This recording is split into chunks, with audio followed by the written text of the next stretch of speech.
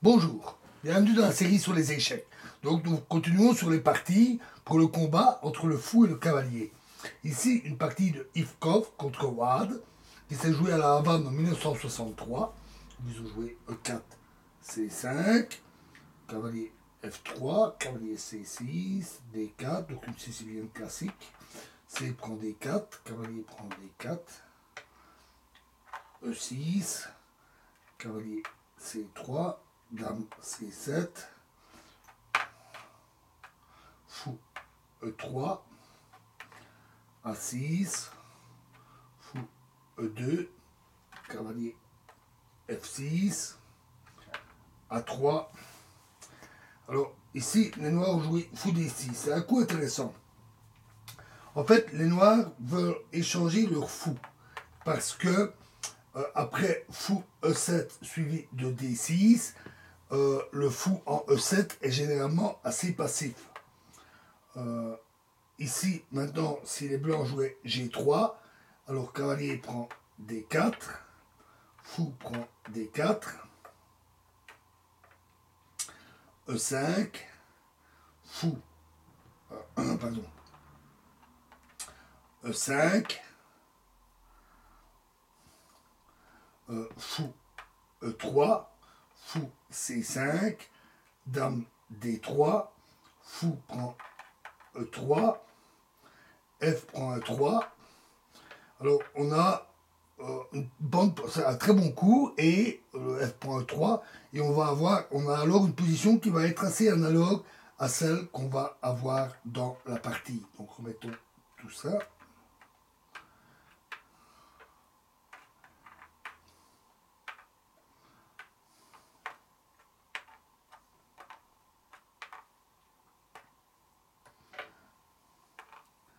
Donc après E4, C5, cavalier F3, cavalier C6, D4, C prend D4, cavalier prend D4, E6, cavalier C3, dame C7, fou E3, A6, fou E2, cavalier F6, fou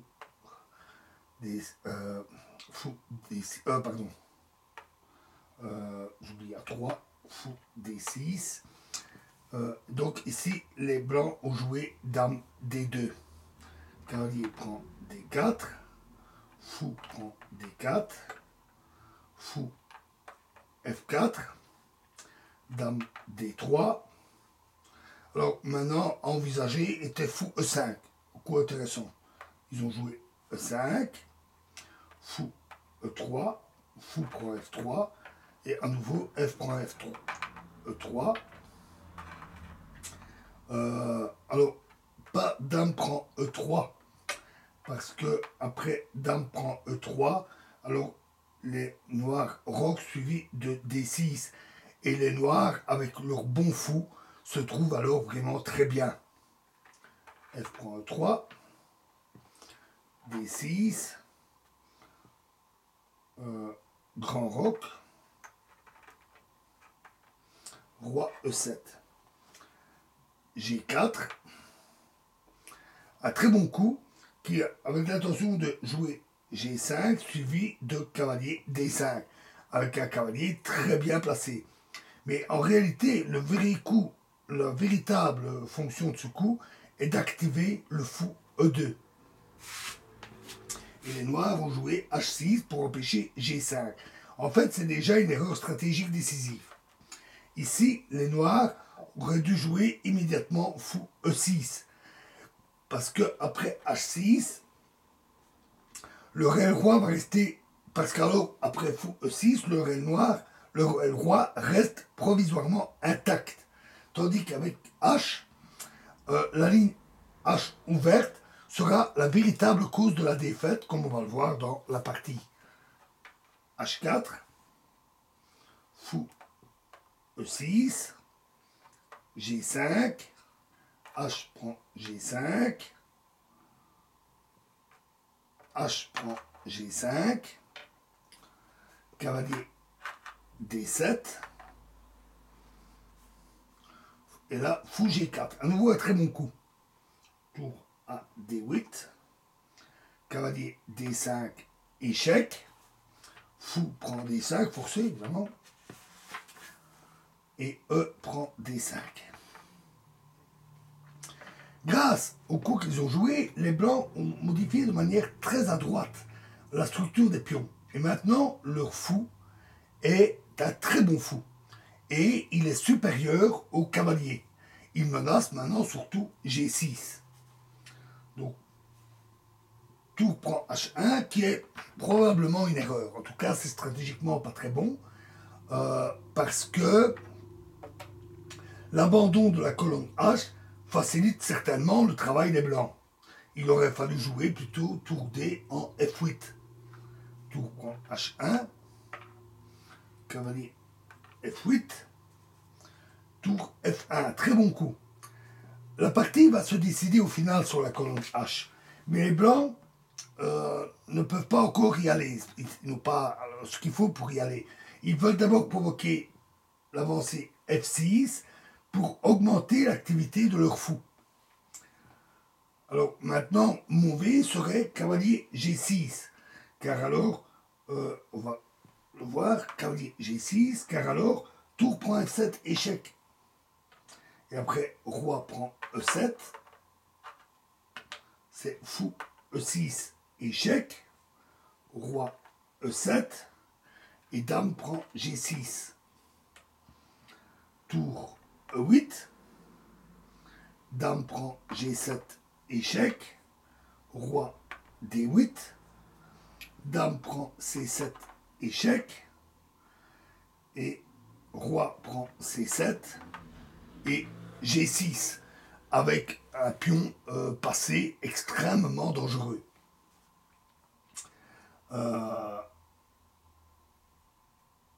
Donc, voyons, remettons les pièces.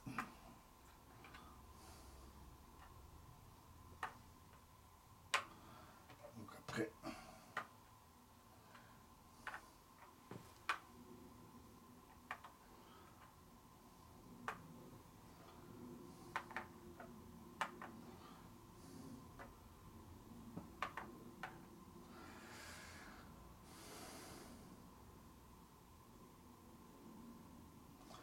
donc après, le tour prend H1, le tour prend H1, cavalier F8, tour F1. Donc les noirs ont joué roi E8 pour éviter cette variante. Et donc maintenant G6. Une très belle percée, grâce à laquelle les blancs atteignent leur but. En effet, les noirs ne peuvent pas répondre cavalier prend G6 à cause de fou E6 avec gain de qualité. Ils sont obligés de jouer tour D7. Car si cavalier H8, alors dame H7 suivi de roi E7 et dame prend G7. Aussi, après F prend G6, de même après F prend G6, fou E6, et les noirs doivent empêcher la pénétration de la tour par tour D7 et perdre la qualité. Donc, ils sont obligés de jouer F6, c'est leur seule possibilité. Et maintenant, tour H1, très bon coup. Maintenant, la colonne H est occupée. Et en plus, le cavalier est pratiquement bloqué sur F8 pour empêcher la pénétration de la tour. Et les blancs peuvent améliorer leur position par tour H8, dame F5 et tour G8. Donc roi E7, tour H8, tour E8, dame F5, roi D8 pour mettre le roi à l'abri et E4. Ce coup a essentiellement le but de ne pas laisser la moindre chance à l'adversaire qui pourrait toujours jouer E4. Donc E4, B5, c'est une position très remarquable parce qu'aucune pièce noire ne peut jouer. Si cavalier D7, alors tour prend E8, roi prend E8 et dame C6, échec. Dame E6, échec, pardon. Ou si c'est la dame qui joue, alors tour prend F8 et ça décide. Donc B5 est une des rares possibilités. Tour G8, A5 et Roi B1. Un très bon coup. C'est une préparation à la combinaison finale. Parce qu'après, Tour prend G7, Dame prend G7, Dame C8, échec,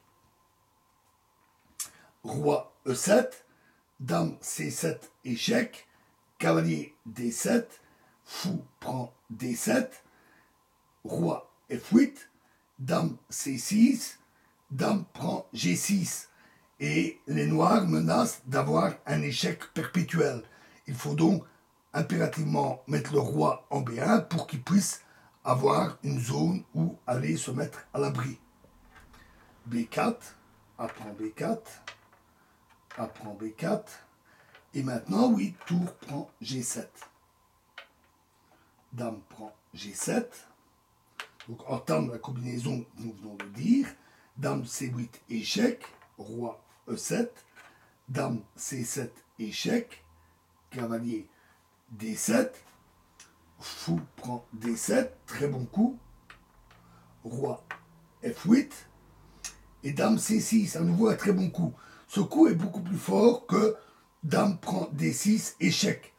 Parce qu'alors, Dame E7, et après l'échange, Dame et Tour prend la Dame, Fou B5, alors Tour G7, mais maintenant, après Dame C6, la Tour ne peut pas jouer.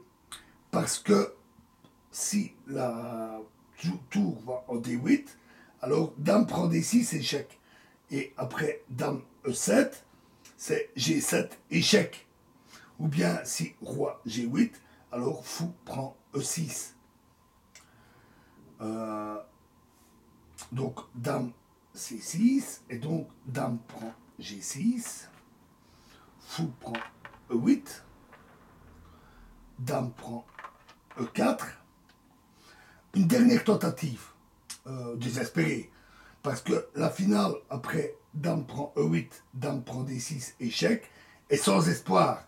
Et les Blancs gagnent même la finale de pion. Donc Fou D7, B3, Dame prend D6, échec, Roi G7, les Noirs jouent déjà avec une pièce de moins. Dame E7, échec, Roi G6, Fou E8, échec, Roi G5, Dame G7, échec, Roi F4, Dame H6, échec, Roi G3 et Dame G6, échec, avec échange des dames et gain facile pour les blancs, pour le fou bloquant les pions noirs, alors que le pion blanc va arriver très vite à Dame. Et donc les noirs ont abandonné. Très belle bataille, très tactique, très stratégique et très tactique de combat du fou contre le cavalier. Voilà, et prochaine partie dans la prochaine vidéo. Je vous remercie.